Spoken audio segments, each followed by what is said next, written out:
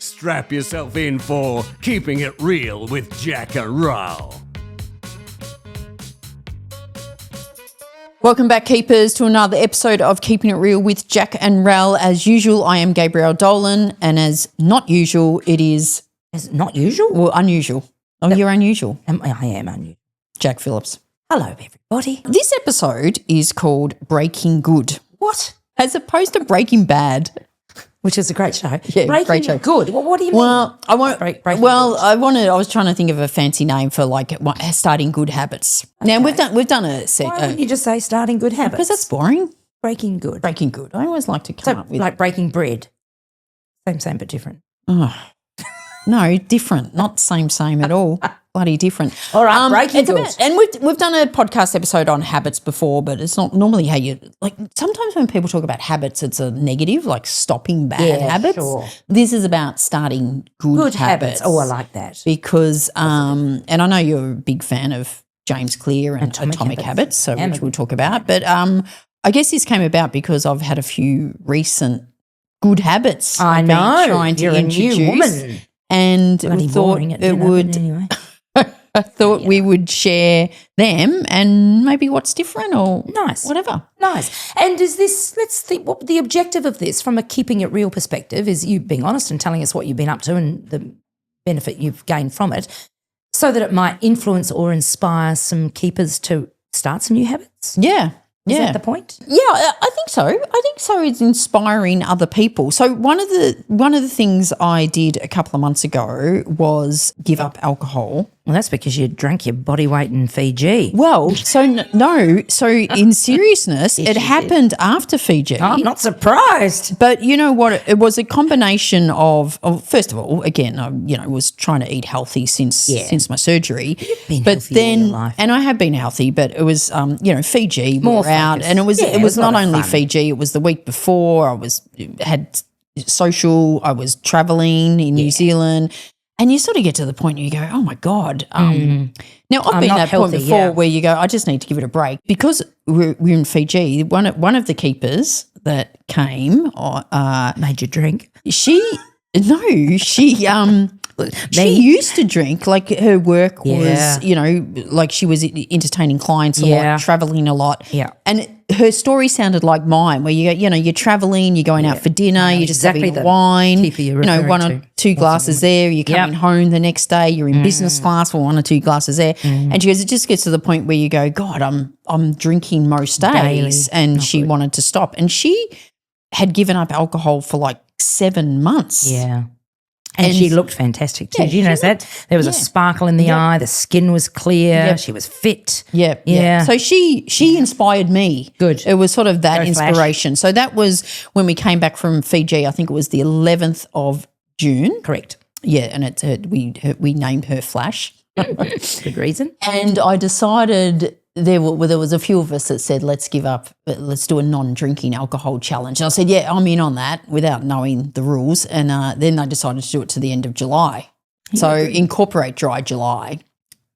So I ended up not drinking any alcohol. I think it was for like 7 weeks. It ended up being 7 weeks. So which good.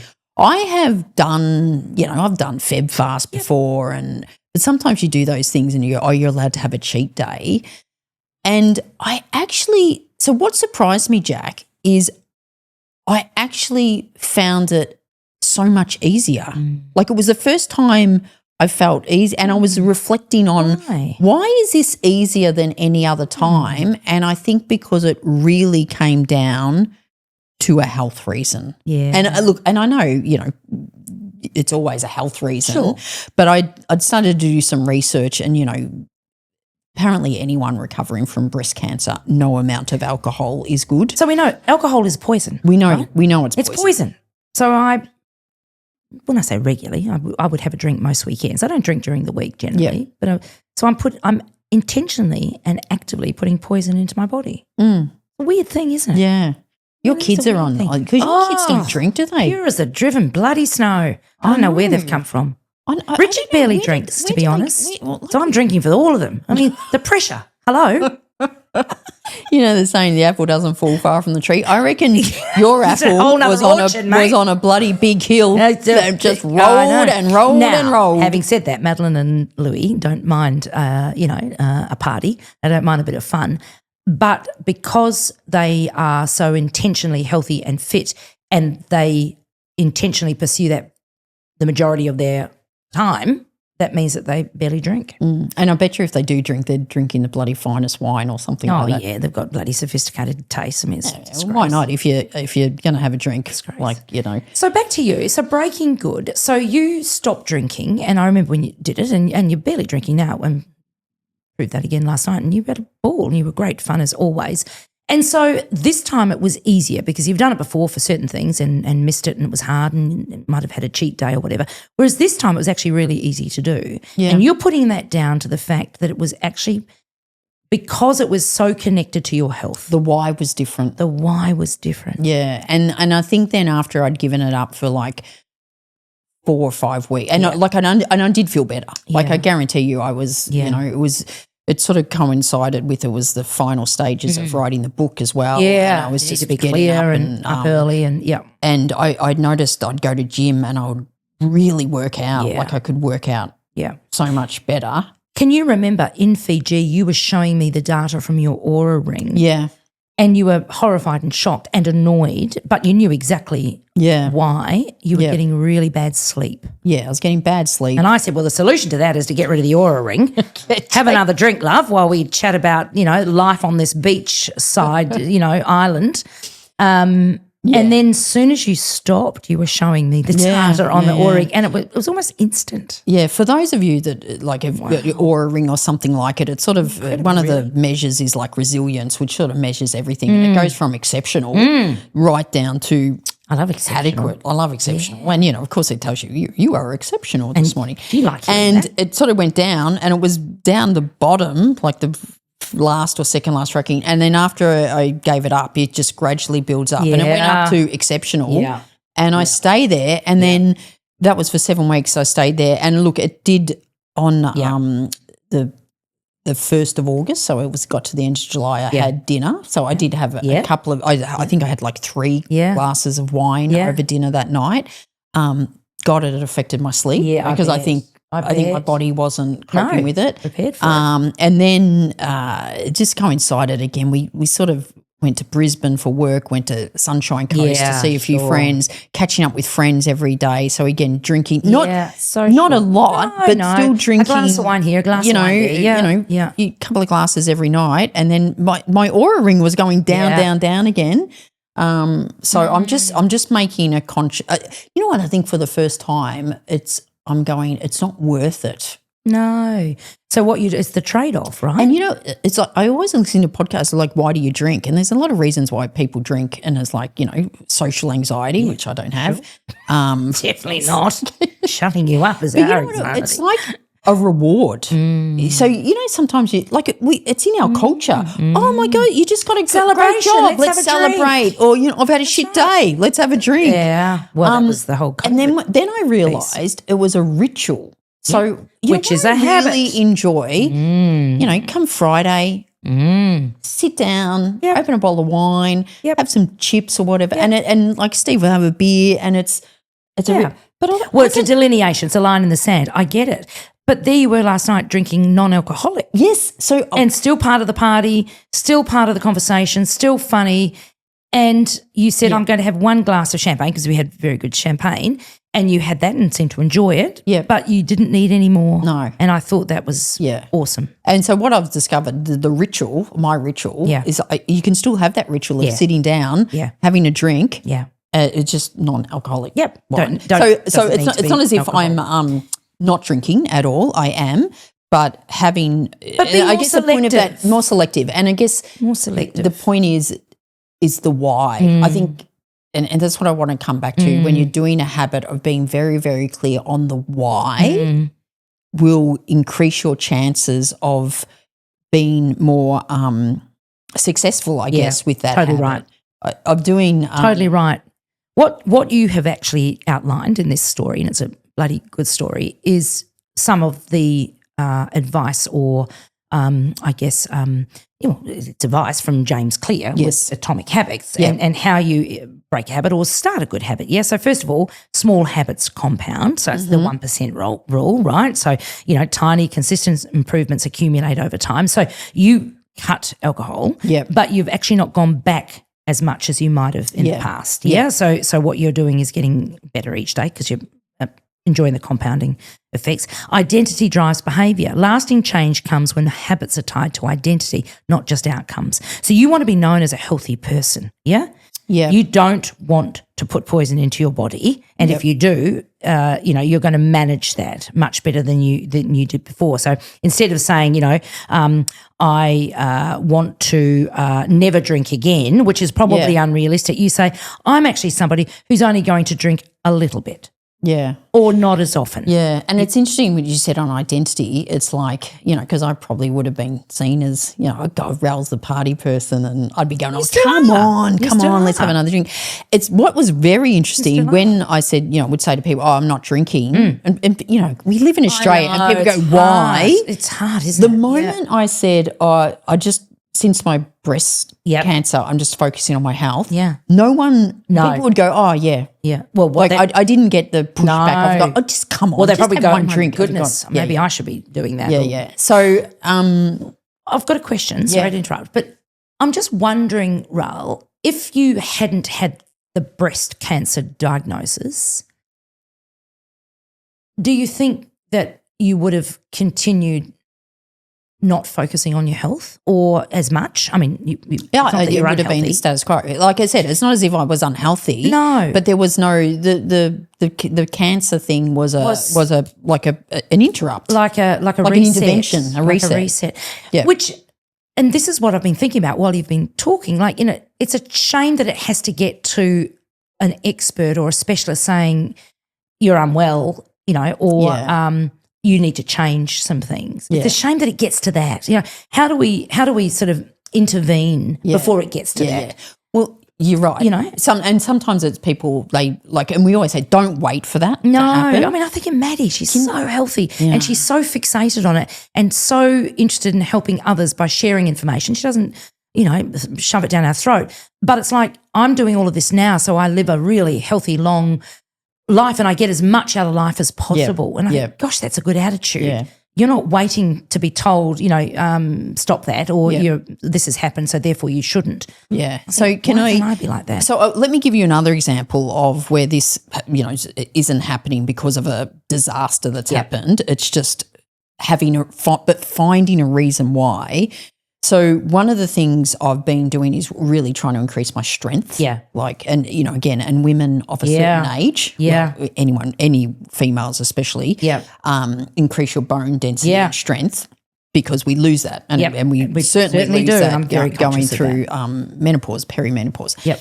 So just age, full stop. Yeah, just age, full stop. You just lose it. So I've set myself little targets and this is based on some research, this whole research, and I reckon we'll do a podcast on this. But one of them is a dead hang. So that's when you literally – so I was trying to do a chin-up. So it is a chin-up, so doing a chin-up. And I can't do one. I'm impressed. I can't do one. Couldn't do one either. Part of the way to build up your muscles.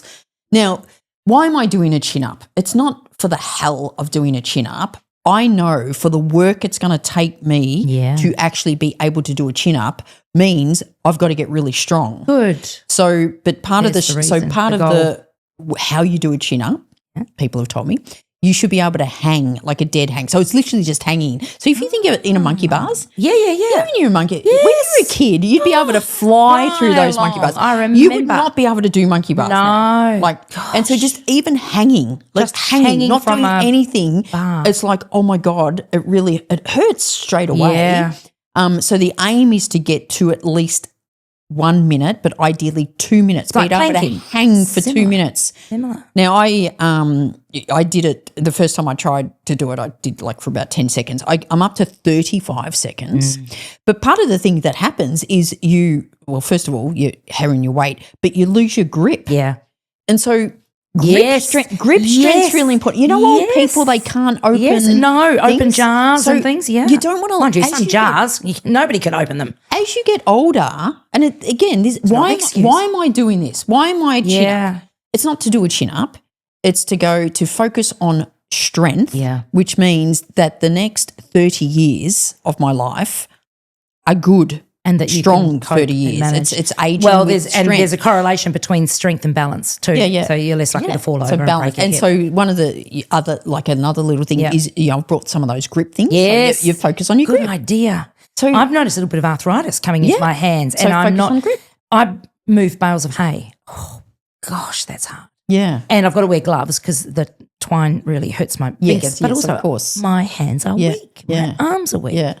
So this is great stuff. I just thought of a joke.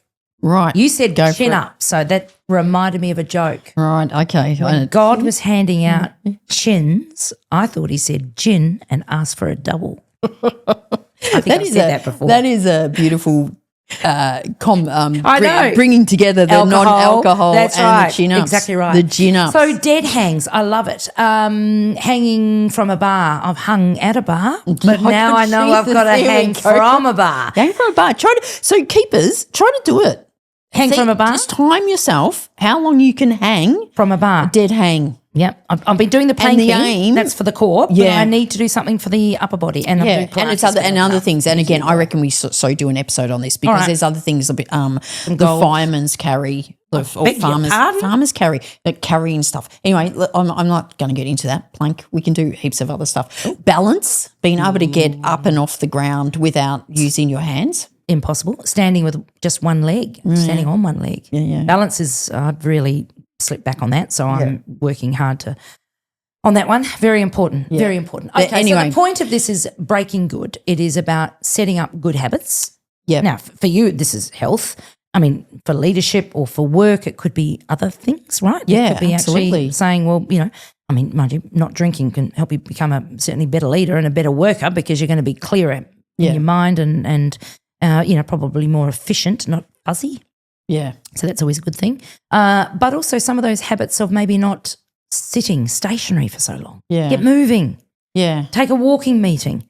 Yeah. Do a phone call, not a Zoom. And all those little things are compound ones doing it. Well, that's so I think the main purpose of this podcast episode, which I hope's been valuable, is I think when it comes to breaking good, getting a good habit, your why is really important. Critical. Like if my why was to do one chin up, I wouldn't do it. No, because I'd be going. No, there needs to be an intrinsic motivation, right? No, it needs to be a. But if it is to build strength to help me age better, age with power, that's a really powerful why. That's right. So that's my why.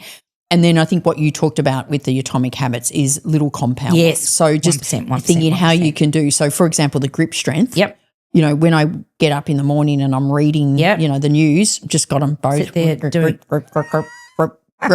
I'm doing a lot of walking at the moment. Calf, I need to strengthen my calf muscles. Every time I clean my teeth, calf raises. Calf raises. And of course, when I fill up car in the petrol, but I can't. Calf raises. Yeah, I can't. That's only once a month. So I think if you're trying to break good, be very clear on your why and make it a big why. And then maybe start small. So then you start small to build up to that. But if you haven't got that big why in the first place, you're not going to. You'll start small, and a lot of these things you don't see improvement for a long time. And it's just so easy to go forget it. Yeah, doing one chin up. Who cares? Yeah, sure, right, sure. Good. So we hope that has been of value. Like and share if it has. If you want to get more value, think of becoming a subscriber where you get access to a whole heap of masterclasses and bonus episodes and early access to episodes and early access to live events, and you just get to spend more time with us. How cool is that? So we will see you next week. Bye. You've been listening to another episode of Keeping It Real with Jac and Ral. If you like what you've heard, don't forget to tell others about it and give a 5-star review.